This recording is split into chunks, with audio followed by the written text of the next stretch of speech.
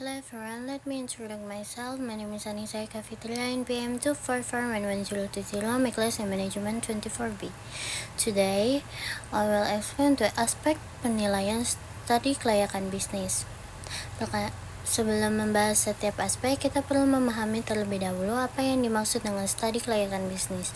Studi kelayakan bisnis adalah suatu proses analisis yang dilakukan secara sistematis untuk menilai apakah suatu rencana usaha layak dijalankan atau tidak. Analisis ini dilakukan sebelum bisnis didirikan maupun ketika perusahaan ingin melakukan pembangunan usaha.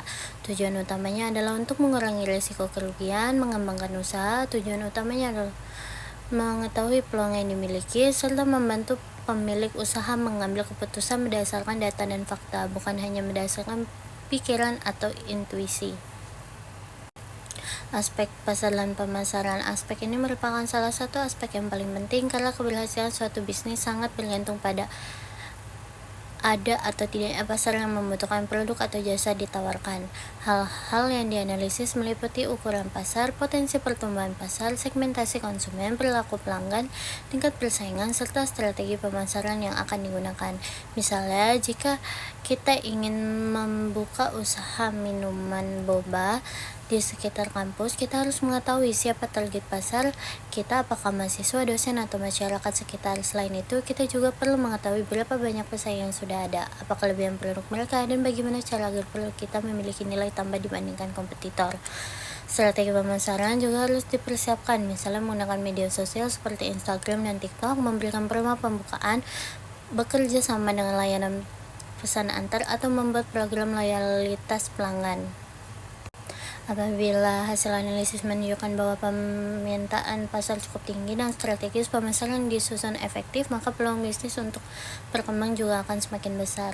Yang kedua, ada aspek teknis dan operasional. Aspek kedua ini membahas bagaimana proses bisnis akan dijalankan dalam kegiatan sehari-hari. Beberapa hal yang perlu dianalisis meliputi pemilihan lokasi usaha, tata letak tempat produksi, teknologi yang digunakan, kapasitas produksi, kebutuhan mesin dan peralatan, ketersediaan bahan baku, hingga sistem distribusi produk kepada konsumen. Sebagai contoh, apabila seorang ingin membuka usaha bakery, maka lokasi usaha harus mudah dijangkau konsumen. Selain itu, peralatan seperti oven, mixer, etalase, dan mesin kasir juga harus sesuai dengan kapasitas produk yang direncanakan.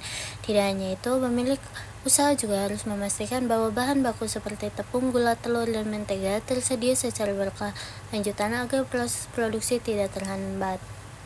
Aspek operasional yang baik akan membantu perusahaan menghasilkan produk yang berkualitas, meningkatkan efisiensi biaya, mengurangi pemborosan, serta memberikan pelayanan yang lebih baik kepada pelanggan.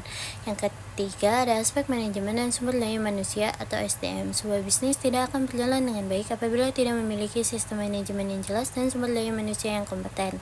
Dalam aspek ini, dianalisis mengenai struktur organisasi perusahaan, pembagian tugas setiap karyawan, sistem kepemimpinan, proses rekrutmen, pelatihan, hingga sistem penilaian kerja. Sebagai contoh, sebuah restoran memerlukan pembagian tugas yang jelas antara manajer, koki, kasir, pelayan, dan bagian kebersihan. Setiap orang harus memahami tanggung jawabnya agar operasional perusahaan berjalan dengan lancar. Oleh karena itu, manajemen profesional dan SDM yang berkualitas merupakan faktor penting dalam keberhasilan suatu bisnis. Yang keempat adalah aspek hukum. Aspek hukum bertujuan memastikan bahwa seluruh kegiatan usaha telah memenuhi ketentuan hukum yang berlaku di Indonesia. Hal-hal yang diperhatikan meliputi legalitas usaha, nomor induk perusahaan atau NIB, izin operasional, NPWP perusahaan, perlindungan merek dagang, kontrak kerjasama, hingga kepatuhan terhadap ketentuan perpajakan. Sebaiknya apabila seluruh dokumen hukum telah lengkap, perusahaan akan lebih mudah menjalani kerjasama dengan investor, bank maupun perusahaan lain. Berdasarkan pembahasan yang telah saya sampaikan, dapat disimpulkan bahwa studi kelayakan bisnis merupakan langkah awal yang sangat penting sebelum memulai maupun mengembangkan suatu usaha. Terdapat 7 aspek utama yang harus dianalisis, yaitu aspek pasar dan pemasaran, aspek teknis dan operasional, aspek manajemen dan sumber daya manusia, aspek hukum, aspek keuangan, aspek ekonomi dan sosial, serta aspek lingkungan.